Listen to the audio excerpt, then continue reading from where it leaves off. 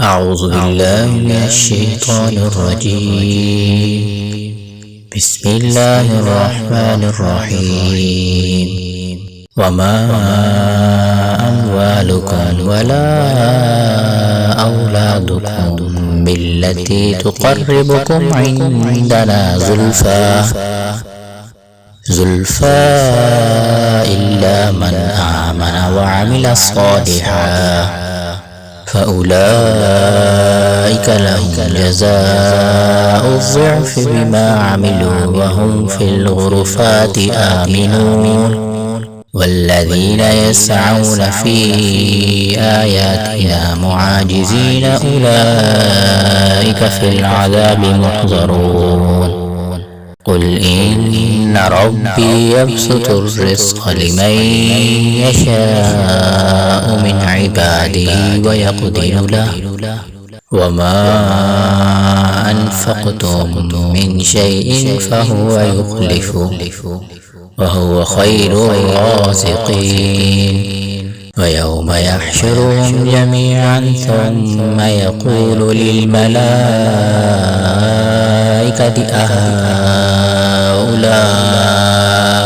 إياكم كانوا يعبدون قالوا سبحانك أنت ولينا من دونهم بل كانوا يعبدون الجن أكثرهم بهم مؤمنون.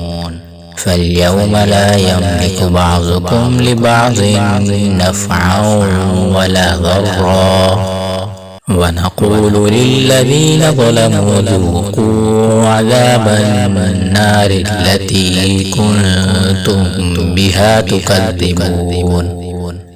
وإذا تتلى عليهم آياتنا بينات قالوا ما هذا إلا رجل يريد أن يصدكم عما كان يعبد آباؤكم وقالوا ما هذا إلا إفك مفترى. وقال الذين كفروا للحق لما جاءهم إن هذا إلا سحر مبين. وما آتيناهم من كتب يدرسونها وما